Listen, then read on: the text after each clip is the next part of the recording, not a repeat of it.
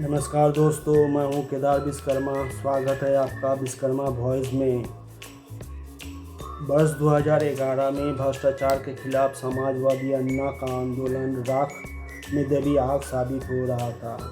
घमंड में चूर सरकार लोकपाल विधेयक को लेकर अभी भी जो हट दिखा रही थी, वो अन्ना की सुलगाई आग से तत्कालीन यूपीए सरकार झुलस कर रह जाती। जब आप भ्रष्टाचार के खिलाफ है तो भ्रष्टाचार को निर्मूल करने के ठोस लोग से क्यों परहेज कर रहे थे।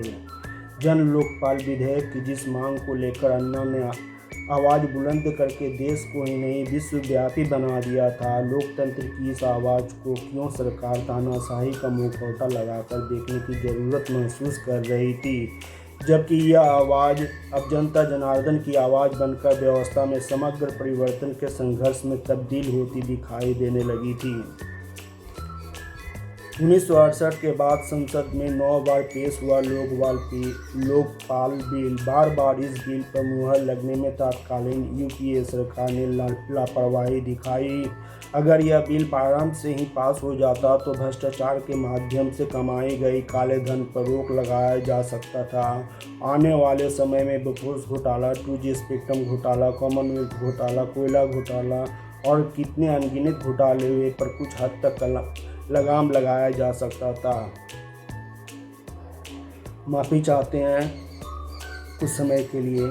अगर कोई फिल्म निर्माता, निर्देशक या अभिनेता एक अच्छी कहानी के तलाश में है तो मुझसे संपर्क कीजिए। एक और समझौता जो कि भारत और पाक रिलेशन पर आधारित है, पर फिल्म बनाकर अच्छा खासा मुनाफा कमा सकते हैं। फिल्म के गीत, डायलॉग, कथा, पटकथा सब तैयार है, सिर्फ आपके बुलावे की मुझे प्रतीक्षा है। इसलिए आप तैयार हो जाइए तो मैं भी तैयार ही हूँ। अब आते हैं उसी मुद्दे पर। लेकिन सरकार की मंशा साफ नहीं थी ताकि इसके माध्यम से कठोर कानून बनाकर घोटाला करने वालों को कठोर सज़ा दिलवाया जा सके। अगर सिस्टम ही ढुलमुल हो तो स्वाभाविक ही है इससे घोटाले करने वाले का साहस और उत्साह बढ़ेगा ही। खैर, सामाजिक कार्यकर्ता अन्ना हजारे जी हम इस तरह के बड़े बड़े घोटाले से व्यथित थे तो उन्होंने रामलीला मैदान में इस भ्रष्टाचार के खिलाफ आमरण अनशन पर बैठ गए और उन्हीं की दृढ़ इच्छा शक्ति से सरकार को झुकना पड़ा। अन्ना हजारे के नेतृत्व में चलाए गए भारत भ्रष्टाचार विरोधी आंदोलन ने केंद्र में संयुक्त प्रगतिशील गठबंधन यूपीए सरकार पर दबाव डाला। इसके परिणाम स्वरूप संसद के दोनों सदनों में लोकपाल और लोकपाल युक्त विधेयक 2013 पारित हुआ। 1 जनवरी 2014 को राष्ट्रपति की सहमति प्राप्त हुई और यह 16 जनवरी 2014 से लागू हो गया। यह सब लागू हो गया, पर कानून बनाने के बाद भी लोकपाल की नियुक्ति नहीं हो पाई थी। दिसंबर 2014 में एक अमेंडमेंट बिल लाया गया। बाद में बिल को संसद की स्थायी समिति के सौंप दिया गया, जिसने दिसंबर 2015 में अपनी रिपोर्ट पेश की। उसके बाद देरी का मामला सुप्रीम कोर्ट पहुंच गया।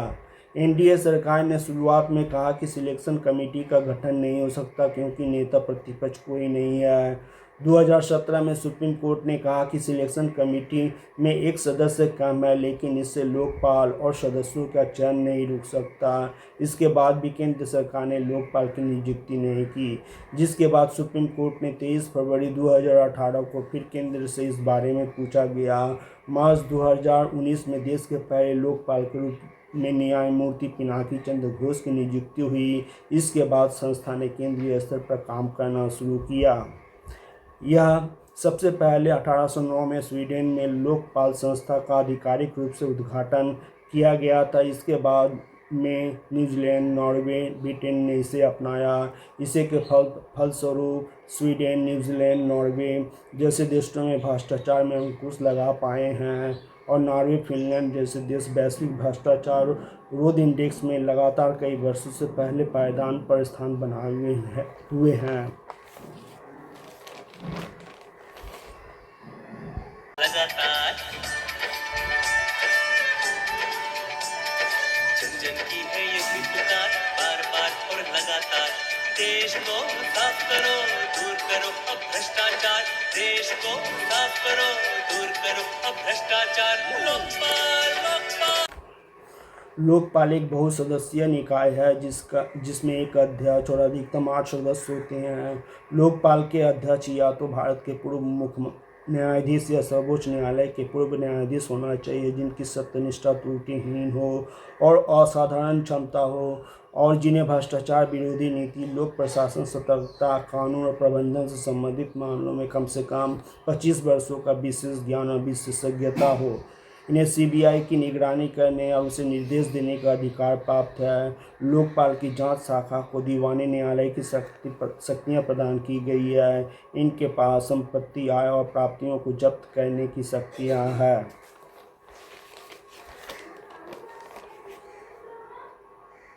अपनी अपनी संपत्ति का ब्यौरा वेबसाइट पे डालना पड़ेगा, और अगर बाद में ऐसी कोई संपत्ति मिलती है जिसका ब्यौरा उन्होंने वेबसाइट पे नहीं डाला, तो ये मान लिया जाएगा कि वो संपत्ति उन्होंने भ्रष्टाचार के जरिए हासिल की है, और उस संपत्ति को जब्त करके उनके खिलाफ भ्रष्टाचार का मुकदमा दायर किया जाएगा।